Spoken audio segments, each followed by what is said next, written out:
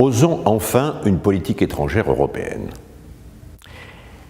50% en moyenne des citoyens européens votent pour des partis eurosceptiques dans les diverses élections. Et pourtant, 80% des mêmes citoyens dans les sondages expliquent, à juste titre, avec bon sens, que désormais la politique étrangère doit être traitée pour être efficace au niveau européen. C'est d'ailleurs ce que 100% des dirigeants nationaux disent dans tous leurs discours. Malheureusement, pratiquement aucun n'en tient compte dans ses actes. Par exemple, Berlin négocie directement avec Moscou, à l'insu et en contournant au sens géographique et politique la Pologne et les pays baltes, la construction d'un gazoduc qui alimentera l'Allemagne. Nous avons les mêmes intérêts face à la pression migratoire venue d'Afrique, mais Paris et Rome se font gloire de soutenir chacune des roitelets différents dans le chaos libyen. Nous avons tous, évidemment, Européens, le même intérêt majeur à la fin de l'interminable conflit israélo-palestinien, mais malheureusement, à cause des fantômes du passé, le souvenir de la tragédie de la Shoah d'un côté, le souvenir des tragédies de la colonisation et de la décolonisation de l'autre, nous sommes divisés sur ce sujet de manière qui paraît irrémédiable et qui est absurde. Eh bien, voici maintenant une proposition concrète. Tous les conflits diplomatiques importants se traitent et se règlent à l'ONU, au Conseil de sécurité.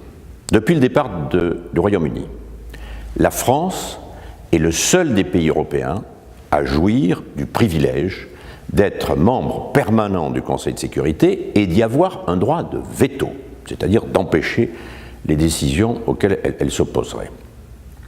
Ma proposition, c'est que la France mette son vote au Conseil de sécurité à la disposition de l'Union européenne. C'est la France qui exercerait son vote, mais avant que le Conseil de sécurité se prononce, une réunion des représentants des 27 pays de l'Union pourrait donner lieu à un vote, et si une majorité des membres de l'Union européenne se prononce en faveur d'une certaine orientation, à ce moment-là, la France confirmerait, validerait cette orientation dans son vote au Conseil de sécurité. Avec, tout de même, il faudrait prévoir une clause de sauvegarde dans l'hypothèse, c'est des cas rarissimes, où la question soumise à l'ordre du jour mettrait en cause des intérêts majeurs français et uniquement français. D'un coup, la politique étrangère de l'Union européenne verrait ainsi le jour. Et d'un coup double. D'une part, pour la première fois, et désormais pour toujours, l'Europe parlerait d'une seule voix à l'ONU sur les plus grands sujets. Et d'autre part, la position européenne se déciderait à la majorité des gouvernements représentant les 2/3 des États membres. Alors qu'aujourd'hui, il ne peut y avoir une position européenne qu'à l'unanimité, qui est pratiquement impossible à obtenir à 27.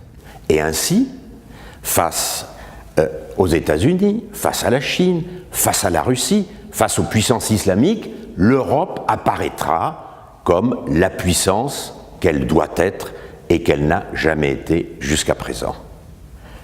Et cette puissance aura une position qui sera très naturellement, fortement influencée, fortement inspirée par la France. La France le peut. Pour cela, il faut qu'elle cesse de donner des leçons, mais qu'elle donne l'exemple.